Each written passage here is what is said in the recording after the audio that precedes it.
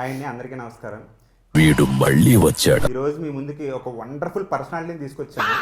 So actually ఆయన గురించి ఎంత చెప్పినా తక్కువే, అందుకనే చాలా తక్కువే చెప్దాం అనుకుంటున్నాను. సో ఆయన ఇంట్రడక్షన్ ఆయన ఇచ్చుకోమని కోరుకుంటున్నాను. Sir please. నా పేరు కిషోర్ తిరుమల. అంతకుముందు ఎంతమంది తెలుసో కానీ మొన్న డ్యాన్స్తో చాలామందికి తెలిసి ఉంటుంది అనుకుంటున్నాను. నవ్వు ఆపుకుంటున్నావు కదరా. ఎక్కడి నుంచి మొదలు పెడదాం పవన్? అంటే ఇద్దరం ఇక్కడ ఉన్నాం కాబట్టి ఎక్కడి నుంచి మొదలు పెడదాం సార్. ఇదేంట్రా అయితే? అరే నీ అబ్బా. So coming straight to the point sir. Sir actually ఇండస్ట్రీలో ఒక టాక్ నడుస్తుంది సార్. అదేంటంటే కిషోర్ తిరుమల గారు ఇండస్ట్రీకి అన్యాయం చేస్తున్నారు అనేది ఒక టాక్ వినిపిస్తుంది. దాని మీద మీ సమాధానం ఏంటి? అంటే ఏ టాపిక్ అని? అంటే బేసిక్గా ఇప్పుడు మొన్న నాకు అన్యాయం జరగడం తప్పిస్తే నేను నా వల్ల అన్యాయం జరగడం. బేసిక్గా 2 days బ్యాక్ మీ డ్యాన్స్ పెర్ఫార్మెన్స్ చూసాము.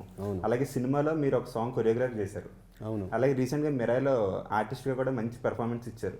సో అటు writer, director, choreographer and artist, so ఇన్ని క్రాఫ్ట్స్ అన్ని మీరు చేస్తుంటే మిగతా వాళ్ళు పొట్టగొడుతున్నట్టు కదా, ఇండస్ట్రీకి అన్యాయం చేస్తున్నట్టు కదా? ఆ ఒక్క సినిమా తర్వాత ఏం చేయలేదు. మరి ఈ డ్యాన్స్ పరిస్థితి ఏంటి సార్? డాన్సింగ్ సిచ్యువేషన్ డైరెక్టర్ అయిన తర్వాత మనం ఆ పరిస్థితిని బట్టి, ఆర్టిస్టుల డేట్ని బట్టి, మాస్టర్ అంటే ఆ డ్యాన్స్ ఎలా ఉందంటే మిగతా ఇద్దరు హీరోయిన్లు కూడా మీరు డామినేట్ చేసేస్తున్నారు సార్. అదే అంటే మనలో మాస్ ఉంది, వాళ్ళు అంత మాస్ లేకపోవచ్చు. సార్ టీ కానీ కాఫీ కానీ ఏమైనా తాగుతారా సార్? టీ. ఇది గుర్తుపెట్టుకో, తర్వాత మాట్లాడుకుందాం. సో ఇండస్ట్రీలో మీకు బాగా నచ్చే హీరో కానీ, హీరోయిన్ కానీ, యాంకర్ కానీ, ఆర్టిస్ట్ కానీ, జూనియర్ ఆర్టిస్ట్ కానీ? జూనియర్ ఆర్టిస్టా? జూనియర్ ఆర్టిస్ట్ ఏజెంట్ పేర్లు కూడా తెలియదు పవన్. సో సార్ రీసెంట్గా భర్తమాసేలకి విజ్ఞప్తి ట్రైలర్ చూసాం సార్. అందులో స్టార్టింగ్ బోయ గారు స్టైల్లో ఓపెనింగ్ చేశారు. సినిమాలో ఒక సంక్రాంతి ఎపిసోడ్ ఉంటుంది. సో దాని ఇట్లా ఓపెనింగ్ అనగా న్యాచురల్గా అక్కడికక్కడ సత్య అన్నది అది. ఓకే. సో అంటే బోయ గారి మీద మీ ఒపీనియన్? చాలా మంచి డైరెక్టర్ అండి. Okay, perfectionist. సో ఇప్పుడు రవితేజ గారు అంటే హిందీలో కూడా మంచి ఫ్యాన్ ఫాలోయింగ్ ఉంది సార్. సో హిందీ ఆడియన్స్ కూడా చూస్తారు కదా. సో నాకు కూడా ఉంది తెలుసా, కానీ చాలా మంది తెలియదు. అవును, ఫస్ట్ 300 million చేసిన రామ్ సినిమా ఉన్నదోటి జిందగీ Hindi dubbing. Okay. So Hindi ఆడియన్స్కి సినిమా చూడమని చెప్పి హిందీలో మీరు ఏదైనా చెప్పాలి అంటే బోయ గారిని కూడా మీరు అభిమానించే వ్యక్తి కాబట్టి ఆయన స్టైల్లో చెప్తే బాగుంటుంది. అది వద్దులే, ऑलरेडी हमने बोल दिया, ऑलरेडी कॉशन किया. हिंदी प्रेक्षकों को हम बोल रहे हैं, रवितेजा साहब का बहुत अच्छा एंटरटेनर और एक्शन भी है. इसमें 3 फाइट रख दिया, एंटरटेनमेंट फाइट. आप सब लोग देखकर एंजॉय करो. हमारे साहब तरफ से संक्रांति शुभाकांक्षलु. आपको भी संक्रांति है ना? అతి మాలు. ఓకే సార్, ట్రైలర్లో ఒక షార్ట్ చూసాం సార్. యాక్చువల్లీ అదేంటంటే జనరేటర్లో ఉండి స్వామి నాకు ఈ టార్చర్ ఏంట్రా బాబు. నిజంగా అది మాకు తెలియదు. మేము అప్పుడెప్పుడో నిన్న మీమ్స్లో అది అండర్లైన్ చేస్తే కానీ తెలియదు నాకు. ఓకే. మేము 2024లో రాసింది పవన్ బాసిం శెట్టి అని అతను రాసిన ఎపిసోడ్ అది. నాకు అది సంబంధమే లేదు. అనవసరంగా దాన్ని వదిలేద్దాం. నెక్స్ట్ టీ అదే చెప్పా పవన్. అది ఇంటర్వ్యూలో క్వశ్చన్ సార్. యాక్చువల్లీ ఇక్కడ టీ కాఫీ ఏమీ లేవు సార్ దానికి. ఏంటో ఈ జనరేషన్ కామెడీ. సార్ ఇప్పుడు ఇది ఒక special round sir.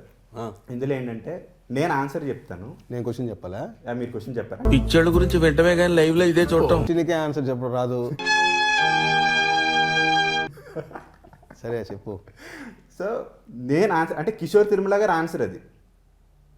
So Kishore Tirumala గారు ఆన్సర్ చెప్తున్నారు. సో దాని క్వశ్చన్ ఏమై ఉంటుందని మీరు గెస్ట్ చేయాలి. అడుగు ఏదో. అర్థమైంది కదా సార్? అర్థం లేదా ఇంకా ఐదు చెప్పాల్సిందే.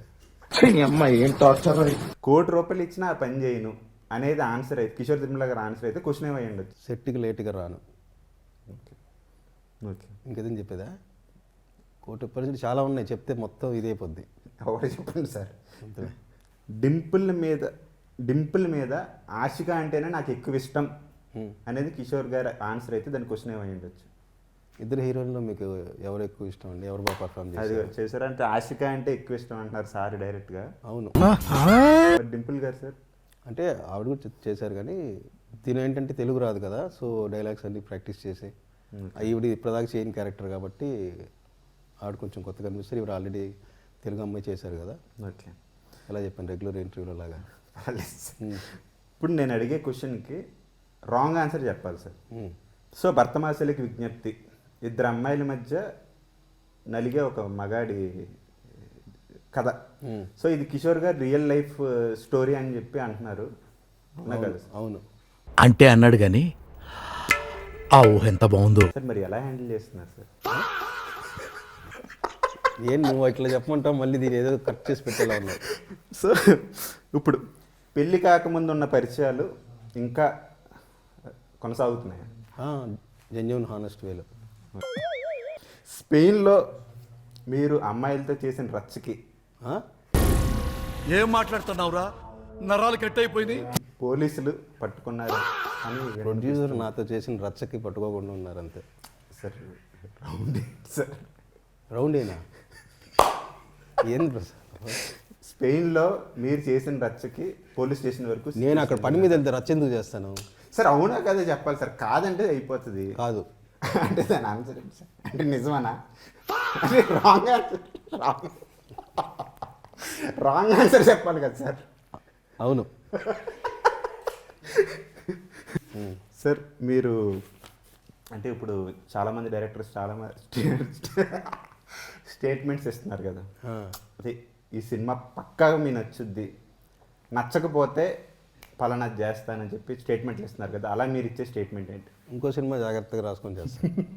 సో ఇప్పుడు సార్ నేను శైలజ అంటే చాలా మందికి కనెక్ట్ అయిన సినిమా సార్. చాలామంది అంటే ఇప్పటికీ కూడా టీవీలో వచ్చినా సరే, ఇదిలో వచ్చినా సరే, యూత్ కానీ పేరెంట్స్ ఇప్పుడు టీవీలోనే వస్తుంది. 10 సంవత్సరాలు అయిపోయింది కదా, థియేటర్లోకి వస్తుంది. మొన్న మీరు వీడియో కాల్ చేసినప్పుడు నేను టీవీలో చూపించట్లేదు. అవునవును, అదే టీవీలోనే వస్తుంది, థియేటర్ రాదు కదా. సార్ రీ రిలీజ్ కూడా చేద్దాం అనుకున్నారు సార్ మొన్న. సరే ఈసారి చేద్దాం. సో అంతలా కనెక్ట్ అయ్యారు కదా సార్. అంటే మీకు ఐ మీన్ నేను శైలజ కానీ చిత్రరాయలు కానీ ఒక కైండ్ ఆఫ్ కల్ట్ ఫాలోయింగ్ ఉంది సార్. రామచంద్ర ఈ ఓవరాక్షన్ భరించలేకపోతున్నాను రా sir promise. Okay, I trust you. అంటే మీకంటూ ఒక అంటే మీరు ఫన్ కానీ అంటే ఒక సెన్సిబుల్ కైండ్ ఆఫ్ ఫన్ కానీ లేదంటే ఆ డైలాగ్స్ కానీ చాలా బాగా అనిపిస్తాయి సార్. నాకు అనిపిస్తే ఒక కైండ్ ఆఫ్ కల్ట్ ఫాలోయింగ్ ఉంది. సో ఈ ఇంటేక్ ఎక్కడి నుంచి వచ్చింది సార్? అంటే మీ ఫ్రెండ్స్ దగ్గర నుంచా లేదంటే బై నేచర్? బుక్స్ ఏం లేదు, బై నేచర్. సో మీరు చేసిన మూవీస్ నేను శైలజ, చిత్రలహరి, ఉన్నదొకటే జిందగీ, ఆడవాళ్ళు మీకు జోహార్లు, భర్తమాసేలకు విజ్ఞప్తి, ఈ రేట్ చేయమంటే ఫస్ట్ ప్లేస్ దేనికి ఇస్తారు? నేను శైలజ ఫస్ట్, చిత్రలహరి, భర్తమాసేలకు అంటే రిలీజ్ అవ్వాలి అది. ఓకే, అయితే నాకు తెలిసి ఫుల్ ఫన్ కాబట్టి మేబీ అది ఫస్ట్ ప్లేస్ కూడా రావచ్చు. ఓకే.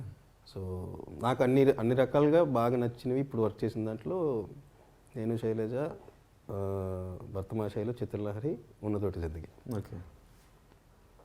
అండ్ ఇప్పుడు మీరు చేసిన హీరోస్లో రవితేజ గారు, రామ్ గారు, సాయిధరం తేజ్ గారు, శర్వానంద్ గారు, ఇప్పుడు నెక్స్ట్ మూవీ నలుగురు ఒకేసారి కాల్ చేసి నెక్స్ట్ మూవీ మనం చేద్దామంటే మీరు ఏ హీరోతో వెళ్తారు?